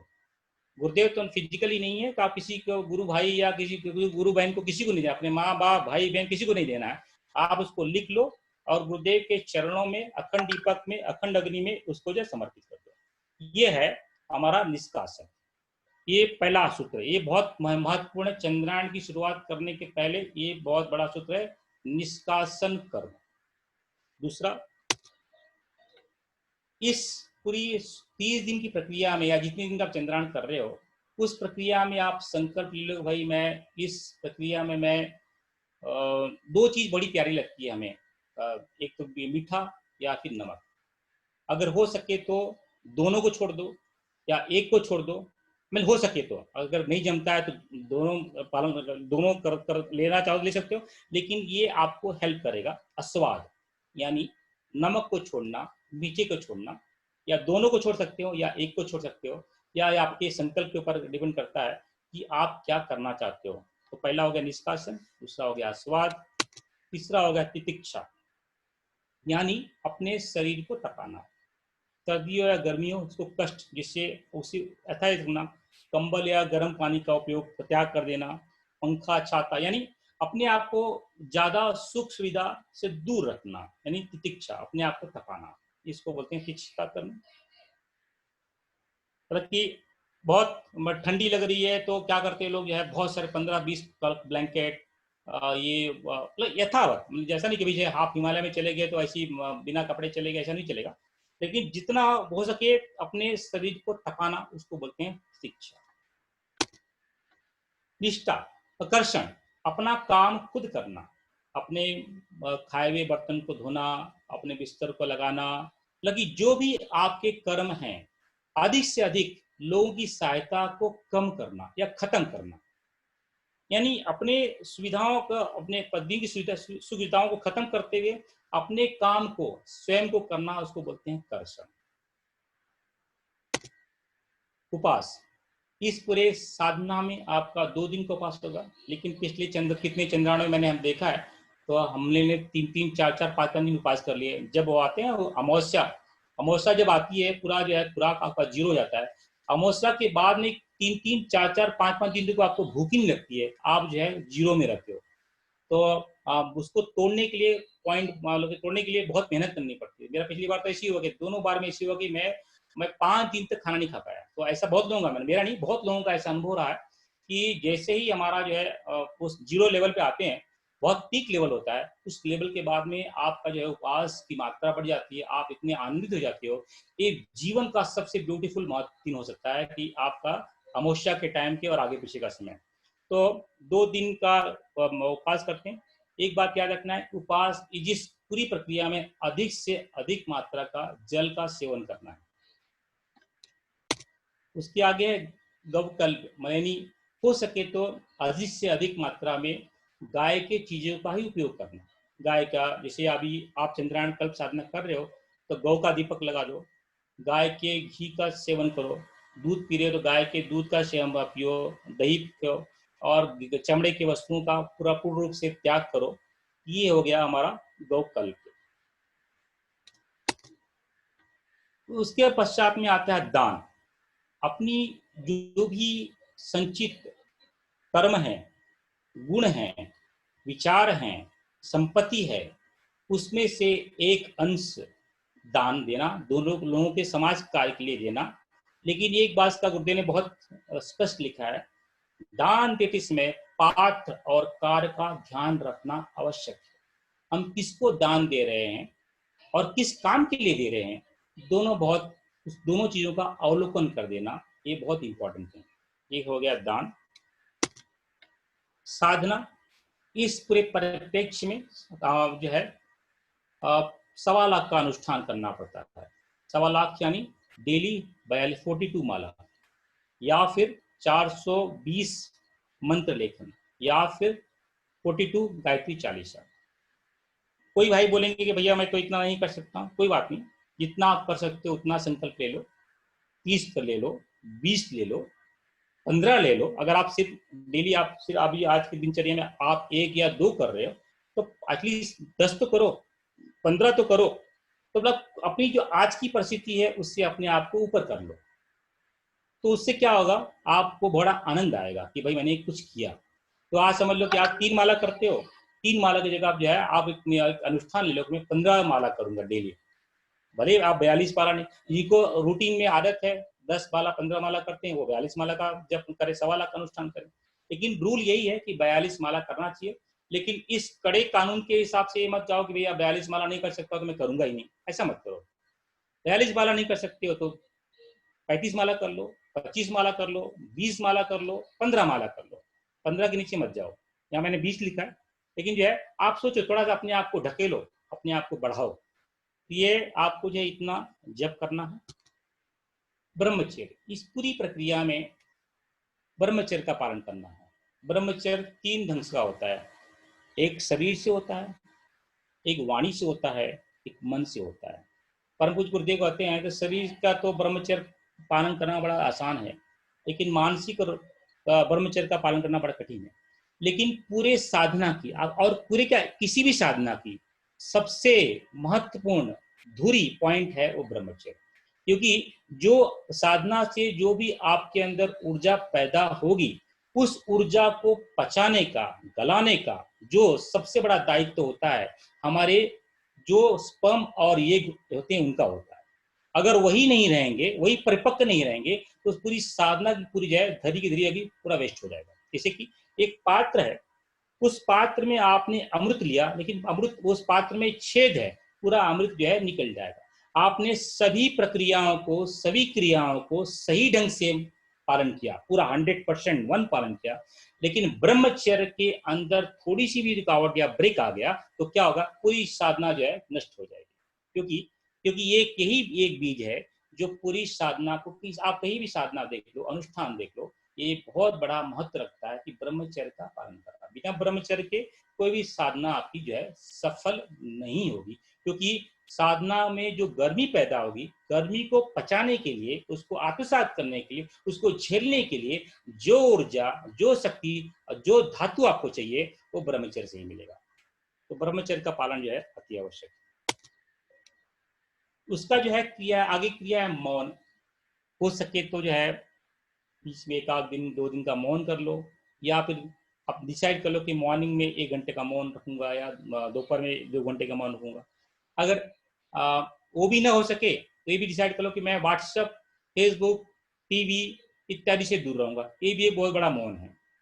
क्योंकि सबसे बड़े दुश्मन आजकल के ये हमारे न्यूज़पेपर जो है, हमारे फेसबुक है, हमारी मीडिया है, हमारे मूवीज हैं, ये सबसे बड़े दुश्मन आजकल यही है। अगर इनका भी हमने अपने आप को दूर रखा तो हमारा मौन का पालन हो जाएगा। मौन से होता क्या है, मौन से हमारी आत्मशक्ति बढ़ती है, हमारा संयम बढ़ता है, झूठ सत्य सत्य बोलते हैं। बिकॉज क्या होता है, जब मौन रहते हैं तो जो असत्य बोलने का कुछ कारण नहीं होता है, तो सत्यवाचा का पालन होता है, मन एकाग्र होता है, और जो है शांति का जो है शांति के उद्घाटन, शांति जो है अंदर से प्रफुल्लित होती है। तो ये मौन।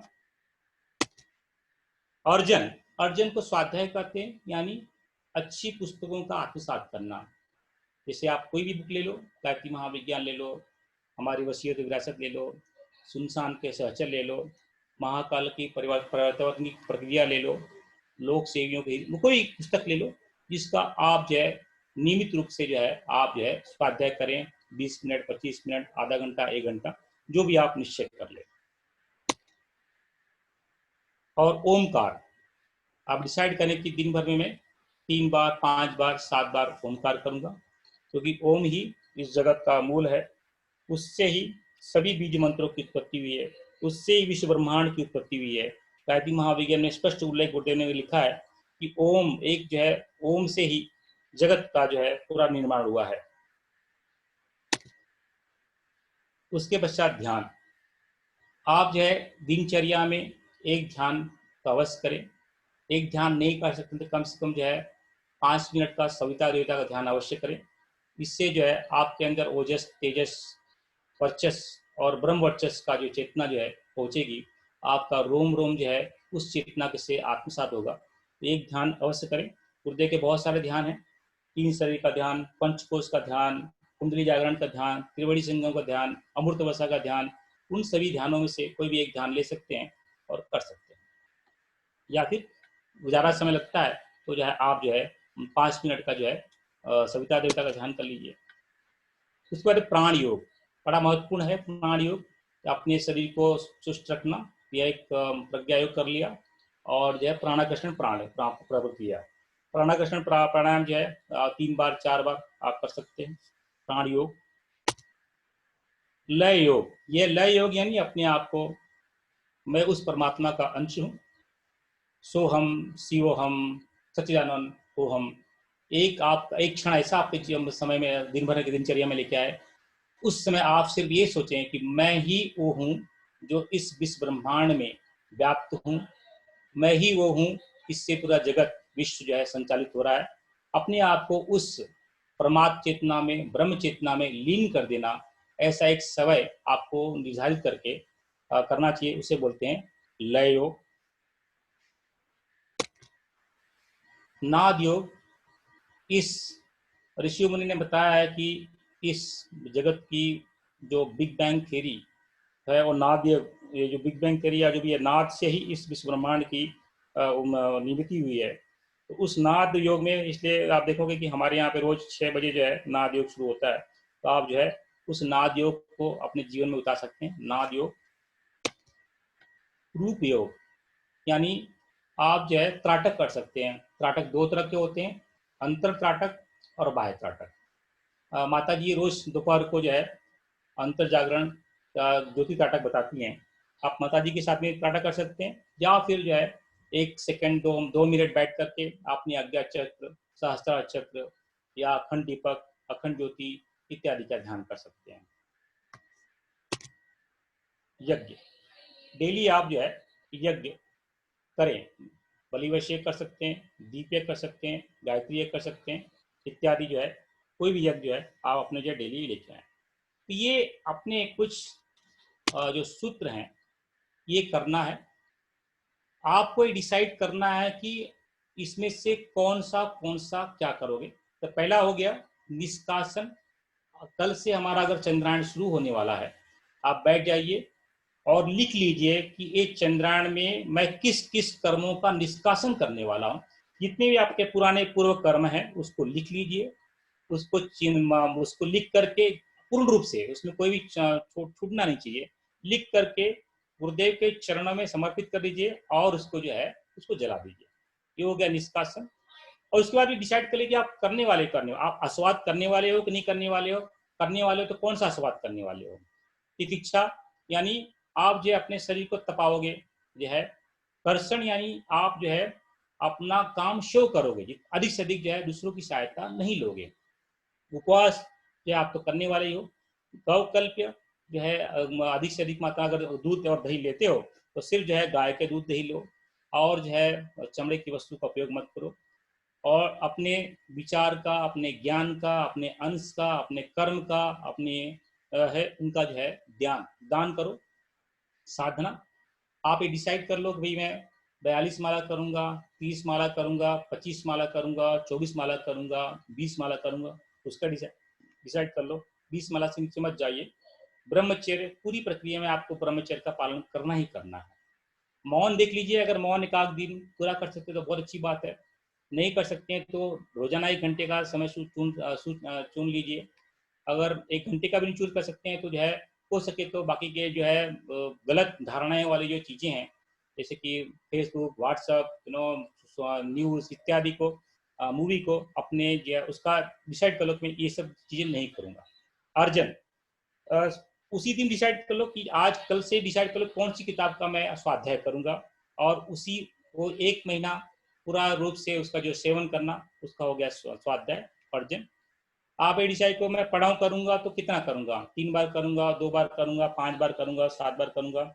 उसका एक लेखा लिख लो। ध्यान, कौन सा ध्यान करोगे। ध्यान गुरुदेव के साथ में करोगे तो उसको लिख लो, भाई गुरुदेव के साथ में ध्यान करेंगे। तो अगर नहीं गुरुदेव के ध्यान साथ तो कब जो है सविता का ध्यान करेंगे। लेकिन कम से कम जो है 1 मिनट, 2 मिनट, 5 मिनट का सविता का ध्यान तो करना ही चाहिए। प्राण योग, आप प्राणाकर्षण क्रिया आपको जो है 3 बार तो करनी चाहिए। तो प्राणाकर्षण प्राणायाम लीजिए। लय योग, आप एक समय निश्चित कर लीजिए कि दिन भर में 24 घंटे में किस समय में अपने आप को उस परमात्मा के चेतना से एक रूप करूंगा, वो एक लय योग डिसाइड कर लीजिए। नाद योग, नाद योग कर सके तो बहुत अच्छी बात है। आप उसको डिसाइड कर लो कि आप करोगे नहीं करोगे। रूप योग, त्राटक, अंतर त्राटक करोगे कि बाह्य त्राटक करोगे। यज्ञ, ये जो है इसमें से कुछ कुछ चीजें आज जो आप चंद्रायण कल्प साधना शुरू कर रहे हो तो कुछ कुछ चीजें तो बहुत मैंडेटरी हैं। कुछ कुछ चीजें जो है आप जो है अपने अपने हिसाब से उसको कर सकते हैं, लेकिन रूल्स यही है कि इन सभी चीजों का पालन करना चाहिए। लेकिन आप, आपकी व्यवस्था, आपकी शारीरिक बनावट, आपका एनवायरमेंट, आपकी कंडीशन, और आज का जो कोरोना का जो माहौल चल रहा है उसके हिसाब से आप क्या कर सकते हैं, उसको आप स्वयं निश्चित करके जो है डिसाइड कर लीजिए। लेकिन उसकी रूपरेखा जब आप शुरू कर रहे हैं तभी कर लीजिए। जैसे कि कल आप शुरू कर रहे हैं तभी डिसाइड कर लीजिए कि भाई मैं 40 माला करूंगा, मतलब 40 माला ही करोगे, उसमें कोई बीच में भी रुकावट नहीं है। फिर मैं आधा घंटा जो है स्वाध्याय करूंगा तो पूरा लिख लीजिए, मैं ये करूंगा, मैं आधा घंटा जप करूंगा, 4 घंटा जप करूंगा, आधा घंटा स्वाध्याय करूंगा, आधा घंटा ध्यान करूंगा, तो 3 बार ओमकार करूंगा, ये वाली किताब पढ़ूंगा, और मैं अपने आप को जानने के लिए ये प्राणाकर्षण क्रिया इतने बार करूंगा। इसकी रूपरेखा जो है जब आप संकल्प ले रहे हो उसके पहले तैयार कर लेना, उसमें भी कोई कटौती नहीं करना। मैं इतने ये आस्वाद करने वाला हूँ या आस्वाद नहीं करने वाला हूँ मैं। लेकिन कुछ चीजें बहुत महत्वपूर्ण है, ब्रह्मचर्य, साधना, और जो है तितिक्षा, कर्षण, और ये चीज 4-5 चीजें बहुत उपयोगी हैं। बाकी का चीजें तो आप अपने अपने हिसाब से उसको चूज कर लो। सभी किए तो बहुत अच्छी बात है, बड़ा आनंद आएगा। ऐसा जीवन, ऐसा अवसर जीवन में फिर कभी आए वो पता नहीं, लेकिन तो आप इसको भरपूर उपयोग कर सकते हो, उपयोग में ला सकते हो।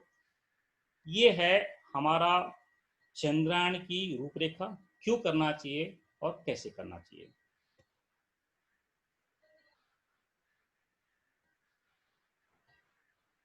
ये हमारा उद्देश्य क्या है? हमारा उद्देश्य ये है अपने आप को आज से बेहतर बनाना, दिन प्रतिदिन जो है साधना, स्वाध्याय, संयम के स्तर को ऊंचा करते जाना, और गायत्री के चेतना को, सविता देवता को, परम गुरुदेव और मंदिरी माता जी की चेतना को रोम रोम तक फैलाना, ये हमारा उद्देश्य है। हम गुरु पूर्णिमा से शुरुआत कर रहे हैं, राखी पूर्णिमा तक हमारी यात्रा चलेगी। अभी जो है यहाँ बैठा हुआ साधक है वो ब्लू है, जब वो पहुंचेगा 3 अगस्त में पूरा जो है गायत्री में, सविता में, गुरु में हो जाएगा। यही है चंद्रायन साधना का उद्देश्य और कैसे करना है। अब जो हम क्या करेंगे, क्वेश्चन आंसर के लिए जो है ओपन कर देंगे। कोई भी साधक कुछ प्रश्न पूछना चाहेगा तो उसको पूछ लेगा।